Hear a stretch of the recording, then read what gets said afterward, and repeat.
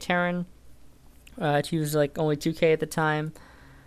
And the reason why I don't have a 2500 or higher replay is pretty much because, I've been getting cheesed so much by the high level Terrans that the game pretty much ends, within the first 10 minutes. It's hard to show you guys a macro game of, like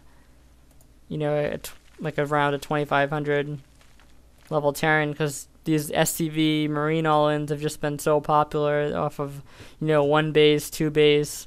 There's all sorts of little timing attacks that the Terran can do to end the game really quickly, so I haven't been able to get too many macro games against Terran recently, but I'll definitely be working on getting more of those in the future, and whenever I do find some Terrans that like to macro against Zerg, I'll definitely post more games, hopefully make some better tutorials. So I'm morphing a couple Banelings right here and getting some Ultralists out. Also, it's a good thing to note that I've got my evolution chambers. I got these around same timing as the hive started to go down, like around the third, fourth base, and that's the really good timing for Zerg. Because if you get your upgrades too soon, you don't have enough of an army to really, it's great if you have like 3/3 units, but if you only have like 10 roaches, it doesn't matter if they're all 3/3, they're gonna get dominated. So it's really a careful balance, that you have to be in. So he's gonna send some Hellions to try to counterattack, harass my expansion over here. And while he attacks in with his main army, and I'm going to intercept him, try to get a good surface area on his army, as you can see, and just move in with my Ultralists and Banelings, and then follow up with the Broodlord. And I'm going to be able to clean this up fairly easily. And we got some Roaches over here taking out the Hellions, and I'm going to be able to just plow through this army. No problems whatsoever, and still have a ton of units left over. So it was pretty good defense for me. I did lose some drones, but his whole entire army got crushed. So right now, I know I just took out the Terran's whole army. So what do? Well, you counterattack, because he's not going to have any defense. He's sending some more Hellions to try to harass, but they're just going to get intercepted by my units at this point. Kind of a little bit of mistiming here. These Ultralists should have already been attacking, before this is a planetary. Ultralists, not the best thing to use to kill a planetary with, but in this scenario, there's so few SCVs to repair that they work fine. And in the meantime, I'm going to start taking out this planetary with my Broodlords and start killing a couple of these Thors. As you can see, Thors don't really fare too well against Broodlords at all. Although, my Broodlords are clumping up a little bit here, so the Thors are doing a little bit of extra damage. So a little bit of a mistake on my part, but I did clean up the space pretty good. Looks like we've got some Vikings on the map to try to deal with the Broodlords, but I have enough Corruptors, it's not really going to matter. So I start sending the Ultralists in to take out this base right now, and then sending some Corruptors to deal with the Vikings. And as you can see, I'm just producing more Broodlords, more Ultralists. I've got a ton of Ultralists out on the map right now. You have to be constantly macroing as Zerg. If you notice, even in the first battle, where I lost all my units over here, by the time the Terran got his army over here, I had a ton of Roaches and was starting to make Broodlords. So it's the same thing. When you're on the attack or the defense, you have to be constantly making sure you're spawning larvae at all your hatcheries, and producing, as many units as you can to help either with the defense or the attack. So I'm going to move into his NAFO right now, and this planetary is going to be pretty annoying to deal with, because it's being mass repaired by SCVs, but I'm just going to target down the SCVs with the Ultralists and kill the planetary with the Broodlords.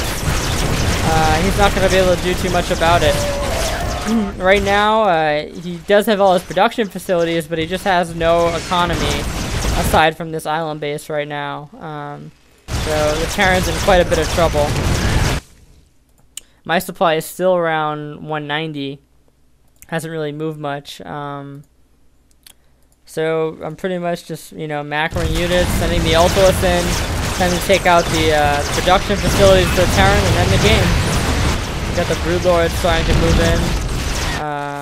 I do have this base over here, didn't do too much to it, and as you can see, he calls GG. So, yep, that's pretty much the game. Pause this. Yep, that's pretty much the entire game. It's kind of funny, this expansion went unscouted the entire game, and I still managed to win.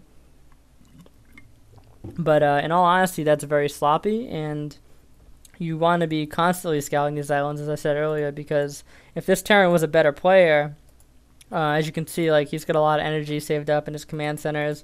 He wasn't really on top of his mule usage. If he was a much better player, having this island over here that I didn't know about, well, that would be, like, absolutely huge. You know, that could, like, if he had more bases and was macroing a lot better, had more units, I'd be in quite a bit of trouble, because he was pretty much on even footing with me bases wise for most of the game until I started destroying this expansion and this expansion. So you really have to be careful with those islands. And if you notice at the end of the game, Ultralisk finishing with 4-1 upgrades, always got to be staying on top of your upgrades. Generally like to have the armor maxed out. It's very important as soon as you get the Ultralisk Cavern to get the armor upgrade, the 2 armor. It's like such a great upgrade. As you can see, I got the couple level of flying attacks with my Mutalisks. When you make Mutalisks, it's virtually always worth it to invest in flying attack if you're going to make a decent amount of them, like I did in this game. And I didn't actually get too much involved with the ranged or melee attack, because in this game I didn't have too many roaches or zerglings. But if you're doing like ultra zergling or something like that, the melee attack is an excellent upgrade. And if you have the spirit gas, the upgrade from the spawning pool is great as well. I think I might have got that actually, because it's not here anymore.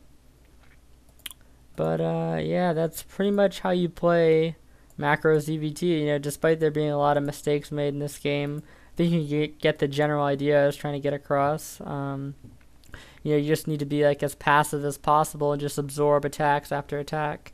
And then once you've got this like 5 base, you know, mega macro machine going, you can pretty much afford to produce like a ton of units at once. So you just get the Broodlords. You know, that's if they have like mech. If they're doing some type of like weird build like Mass Raven, obviously, you know, Broodlords don't work. But typically they're gonna have like that Thor siege tank type of play, mech or biomech, which is, you know, a lot of Terrans like playing the matchup like that nowadays. So Broodlords work really well against that, and you know, then you transition into Ultralisks in the late game, and to counter their Viking production. So that's pretty much it for this tutorial. I'll try to get some more tutorials up.